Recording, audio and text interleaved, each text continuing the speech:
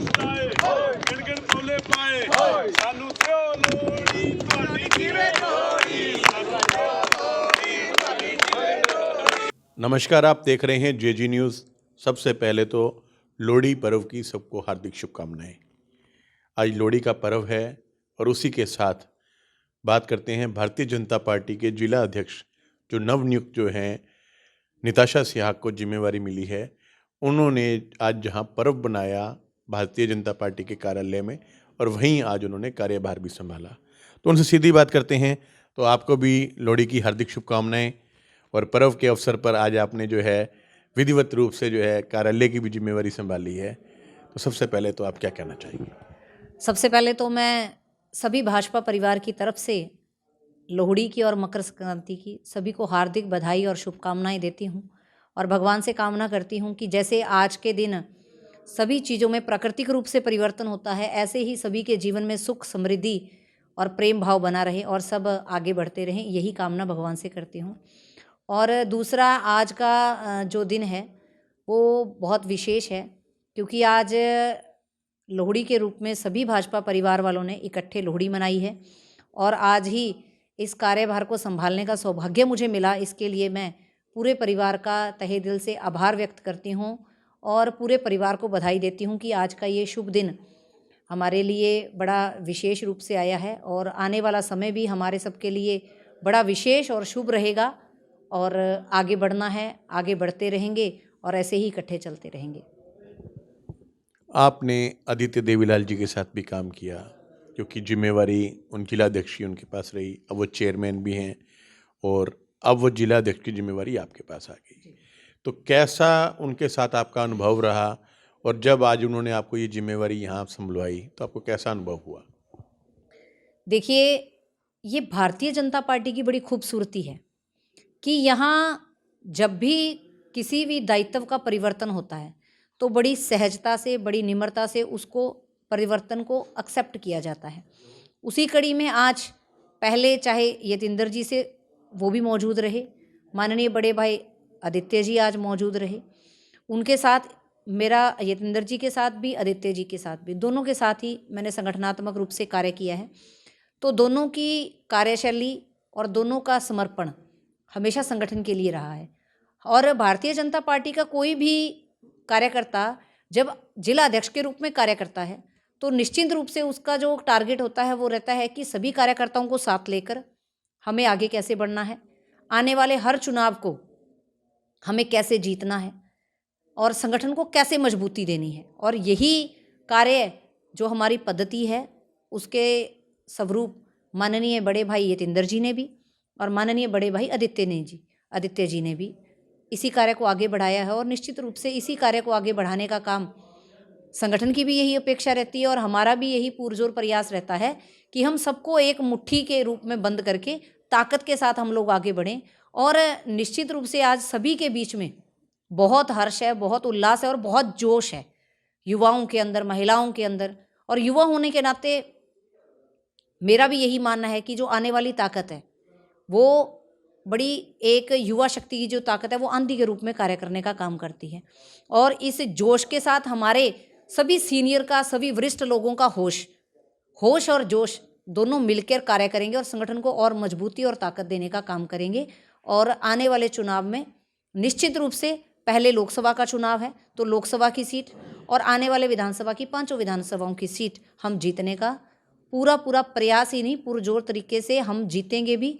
ये जो मैसेज है ये, क्योंकि जो जनता है हमारे जितने भी आसपास के एरिए में चुनाव हुए हैं उसमें भी आपने देखा कि जनता चाह रही थी भारतीय जनता पार्टी के साथ जाना और वो गई और तीनों राज्यों में सरकार आई और निश्चित रूप से अब हरियाणा के अंदर जनता पूरा मन बना चुकी है कि उसको पुनः माननीय यशस्वी प्रधानमंत्री श्री नरेंद्र मोदी जी को प्रधानमंत्री बनाना है और माननीय श्री मनोहर लाल जी को तीसरी बार हमें हरियाणा के अंदर भी भाजपा के साथ आना है। तो हमें इकट्ठे मिलकर ताकत के साथ काम करना है और इस जो जनता का ये सपना है उसको साकार करना है। देखिए, आपने कहा परिवार की बात, जब परिवार बढ़ता है तो उसी के साथ साथ कुछ खट्टे और मीठे रिश्ते भी बनने शुरू हो जाते हैं। जिसे गुटबाजी भी कहा जा सकता है, अलग अलग गुट बनने शुरू हो जाते हैं। ऐसी स्थिति सिरसा में भी देखने को मिलती है। और आप इस स्थिति में कैसे मानते हैं कि इस गुटबाजी के अंदर, क्योंकि पहले एक मोर्चा के नाते आप संभाल रहे थे, अब जिलाध्यक्ष के नाते, तो अपने आप में बहुत बड़ा बदलाव आ जाता है। तो इस स्थिति में उस गुटबाजी के माहौल को आप किस तरीके से संभालेंगे? देखिए, पहले तो जिस दिन मेरा पहले सिरसा आना हुआ था उस दिन और आज आपने देखा होगा कि कोई भी ऐसा व्यक्ति नहीं है, कोई भी भाजपा परिवार का ऐसा कोई भी सदस्य नहीं है जो मौजूद नहीं रहा। और दूसरा, जब एक परिवार है, हम ये कहते नहीं हैं, वाकई है, भारतीय जनता पार्टी एक परिवार है। परिवार के अंदर अगर उस परिवार के 5 बेटे हैं, पांचों की सोच अलग हो सकती है, विचार अलग हो सकते हैं, लेकिन सबका मकसद एक होता है, परिवार को एकजुट रखना, परिवार की इज्जत मान सम्मान को आगे बढ़ाना और परिवार की तरक्की करना। तो निश्चित रूप से हमारा सबका एक ही मकसद है और हमारे बीच में ना ही तो कोई गुटबाजी है, ना ही हमारे बीच में कोई भेदभाव है। सबका एक ही विश्वास है और एक ही नारा है और एक ही टारगेट है, लोकसभा जीतना और 5 विधानसभा जीतना। और निश्चित रूप से हम उसी दिशा की ओर आगे बढ़ रहे हैं। 2024 के चुनाव भी जो है, मैं कह सकते हैं कि सर पर ही हैं, नज़दीक हैं, और इसी को लेकर आपके पास समय अवधि भी बहुत कम है, क्योंकि जब नई कुर्सी आती है, नई जिम्मेवारी आती है, तो नए तरीके से बहुत से बदलाव होते हैं। अभी कार्यकारिणी का भी गठन होना है।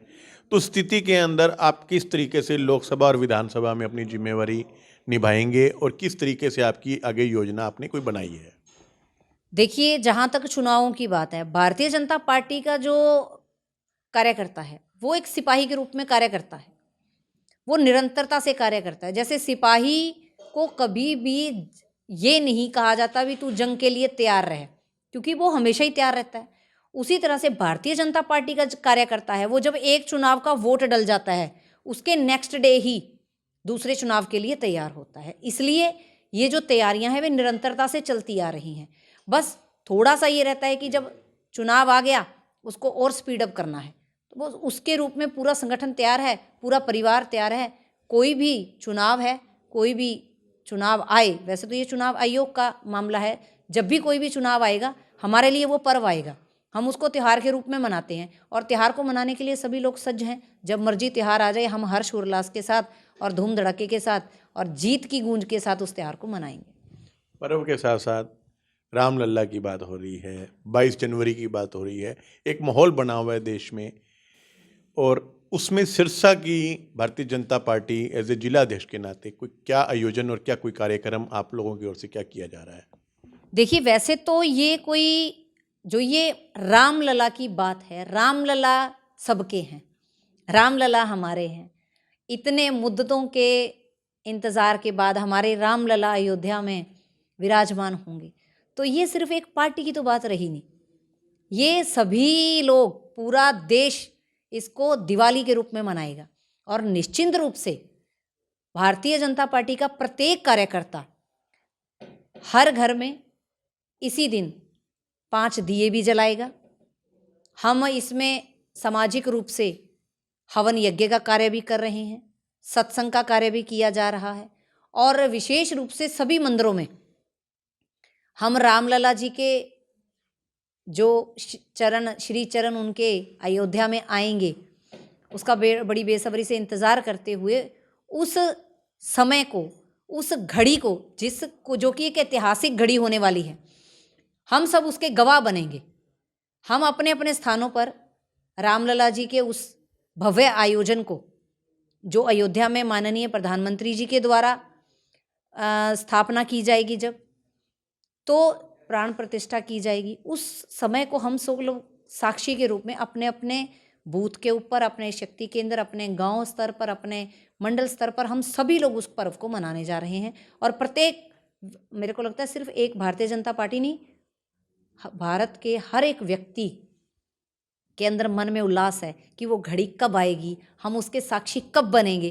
क्योंकि हम साक्षी, हमारी जो पीढ़ियाँ हैं वो साक्षी बनी है उस मंदिर के टूटने की, जिन्होंने ये देखा था, और पीढ़ियाँ बीत गई हमारी इस इंतज़ार में कि कब हमारे रामलला वनवास काट के वापस अयोध्या में आएंगे। तो 22 जनवरी को हमारे लिए सही मायने में जो दीपावली है वो 22 जनवरी को मनाएंगे, जब हमारे रामलला हमारे घर आएंगे। 22 जनवरी को सिरसा में 31 फुट की राम मूर्ति जो है बनने जा रही है, और उसका भी जो है मूर्ति को लेकर कार्यक्रम, भव्य शोभा यात्रा भी निकाली जा रही है। बात कहीं कि ऐलनाबासी उपचुनाव में गोविंद कांडा जी ने वहाँ से चुनाव लड़ा था, और उनकी देखरेख में कार्यक्रम का आयोजन भी किया जा रहा है।